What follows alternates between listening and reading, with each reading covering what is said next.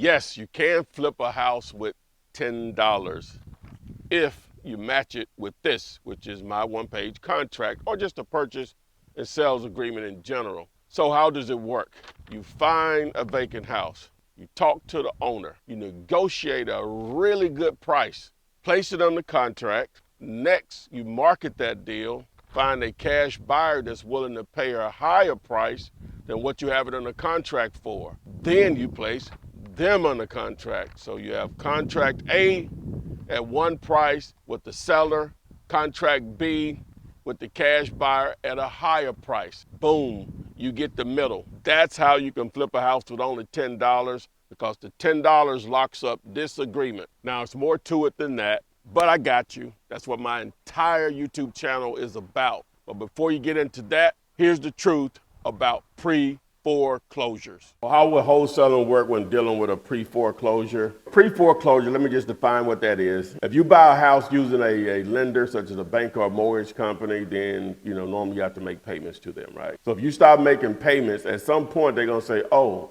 you're not gonna pay us. So now we need to take that property back so we can recoup some of our money. So what they do is start the pre-foreclosure process. It's a process. Legally, they just can't show up and say, oh, you didn't pay us, get out. No, it's a legal process. And so each lender is different on how long that takes. So in that time frame, it may create an opportunity for investors. There are a couple of ways to go about it. Now, there may be a situation, I'll just throw out some numbers here. The house is worth $200,000 in excellent condition, but they owe $180,000. In that situation, then you have to do what we call a short sale, because you'll get the seller, the person that still lives there, still the one that has the loan with the lender, to go back to them and see if they would discount it. That's called a short sale. That's a process that could easily take anywhere from 30 to 120 days, so from 1 to 4 months, just to get an answer back from the lender saying, yeah, you owe 180, but we can only do 165. Or they may say, yeah, you owe 180, we'll take 100,000 to settle the debt. Okay, now you got something, if that's the case, but that doesn't happen that often. It happens enough,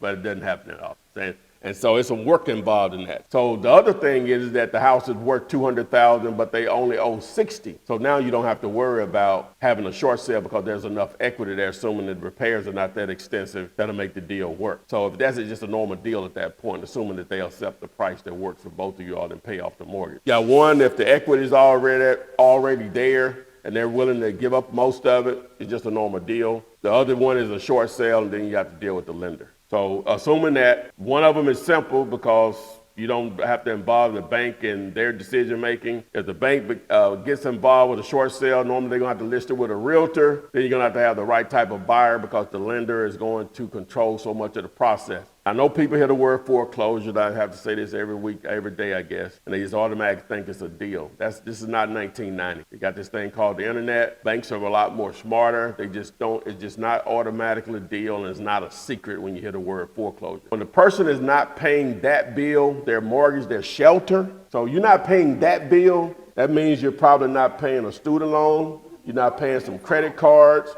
your water bill is late, your power bill is late, gas.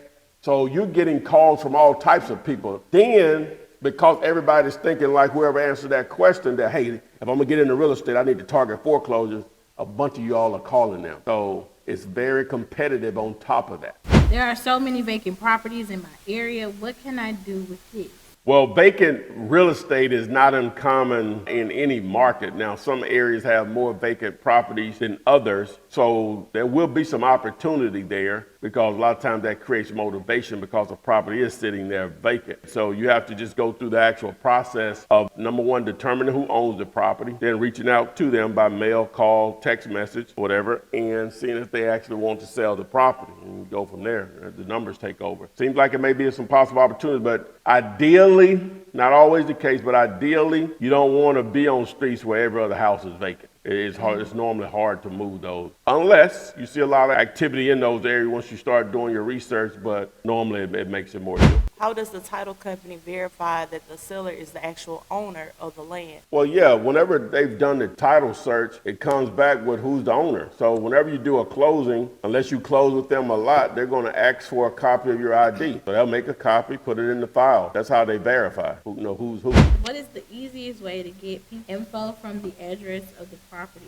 The simple thing you can do is sit right in front of the address if y'all driving for dollars or whatever and ask Siri, hey Siri, what's my location? Boom. Another way is ask Google. Just how you go, what's my location?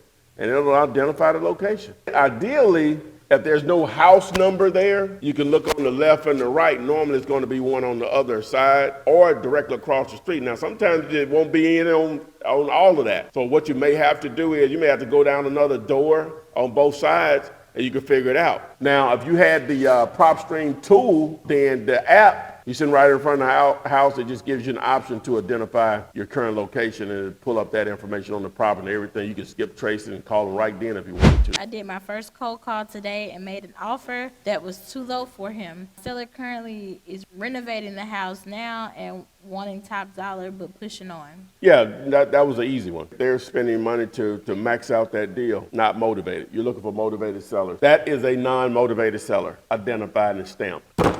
Unmotivated. What tool do I use if I cannot see the address of the property while driving for dollars? PropStream is a good tool to use for more than that, but it definitely will accomplish that. I have a video on that and it used to go, I need to change that. But if you text the word, just text me driving for dollar tool, I'll send you the video for that to answer that question for you. It'd be better if you watch the video because it gives you a visual demonstration on how to use it. Is it good to use my real phone number?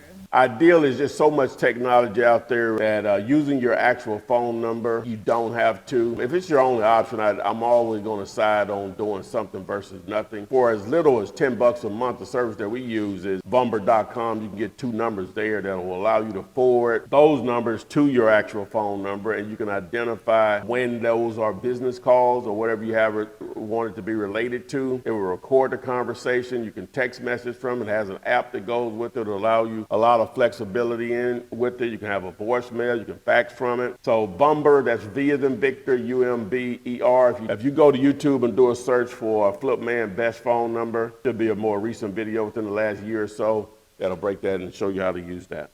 Boom. So I hope this video helped. Make sure you subscribe. Follow me on TikTok, Instagram, and Twitter at Ask Flip Man. And you should see a video on the screen now that will help you with text messaging.